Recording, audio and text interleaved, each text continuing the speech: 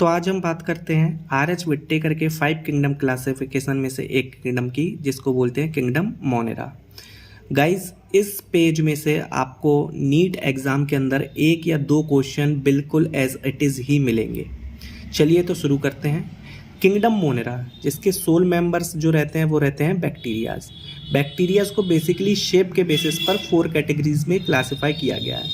कोकस, जो कि spherical shaped होते हैं, बैसिलस जो कि रॉड शेप्ड होते हैं, विब्रियम जो कि कॉमा शेप्ड होते हैं, स्पाइरलम जो कि स्पाइरल शेप्ड होते हैं। किंगडम मोनेरा जो रहता है मोस्ट एक्सटेंसिव मेटाबॉलिक डाइवर्सिटी इनके अंदर प्रेजेंट रहती है। गाइस, ये स्टेटमेंट एज इट इज़ ही बहुत बार एग्जाम में पूछा जा चुका है। अगली बात करते हैं आर्कीबैक्टीरिया की। आर्कीबैक्टीरियाज जो रहते हैं वो मोस्ट हार्श हैबिटेट के अंदर प्रेजेंट रहते हैं। जब कभी ये सॉल्टी एरियाज़ के अंदर प्रेजेंट रहते हैं तब हम इनको कहते हैं हेलोफिल्स। जब ये हॉट स्प्रिंग में प्रेजेंट रहते हैं तब हम इनको कहते हैं थर्मोएसिडोफिल्स। जब ये मार्शी एरियाज़ के अंदर प्रेजेंट रहते हैं तब हम इनको कहते हैं methanogens. Archaebacteria guts of cow and buffalo के अंदर प्रेजेंट रहते हैं। इसी वजह से जो हमारा डंग रहता है उससे मीथेन गैस प्रोड्यूस की जाती है। अब बात करते हैं हम सेकंड क्लास की, जिसको बोलते हैं यूबैक्टीरिया।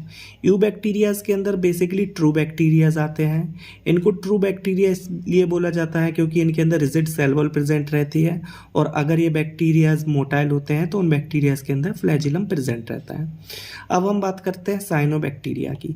साइनोबैक्टीरिया का दूसरा नाम होता है ब्लू ग्रीन एल्गी। इनके अंदर क्लोरोफिल ए प्रेजेंट होता है, जो कि हायर प्लांट्स में भी प्रेजेंट होता है। इसी वजह से फोटोसिंथेसिस करके अपना न्यूट्रिशन गेन करते हैं। साइनोबैक्टीरिया यूनिसेलुलर भी हो सकते हैं, कॉलोनीज भी फॉर्म कर सकते हैं। फिलामेंट की फॉर्म में होते हैं तब इनको फिलामेंटस कहते हैं। मैरीन और टेरेस्ट्रियल दोनों एनवायरनमेंट में प्रेजेंट रह सकते हैं।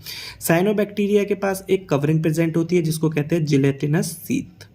अब बात करते हैं नॉस्टॉक और एनाबीना। नॉस्टॉक एंड एनाबीना यूबैक्टीरियाज के अंदर आते हैं। ये एटमॉस्फेरिक नाइट्रोजन के फिक्सेशन में हेल्प करते हैं एक स्पेशल टाइप के सेल्स के पास जो इनके अंदर प्रेजेंट रहते हैं, जिसको बोलते हैं heterocyst.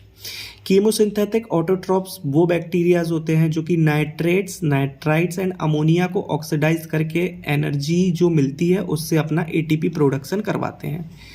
Heterotrophic bacteria most abundant पाए जाते हैं। ये जो होते हैं मेनली डिकम्पोजर्स होते हैं। ये स्टेटमेंट भी गाइस बहुत बार पूछा जा चुका है। Most abundant bacterias are heterotrophic bacterias.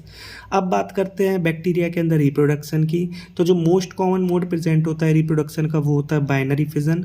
Unfavourable conditions के अंदर स्पोर्स भी फॉर्म कर सकते हैं, एंड जो सेक्सुअल रिप्रोडक्शन होता है वो होता है डीएनए ट्रांसफर।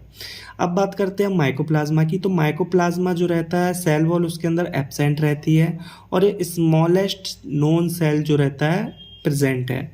ये बिना ऑक्सीजन के भी सर्वाइव कर सकता है। माइकोप्लाज्मा पर भी मेनली हर 1 या 2 साल में एक क्वेश्चन रिपीट होता है, तो इसको भी ध्यान से करिएगा। Thank you.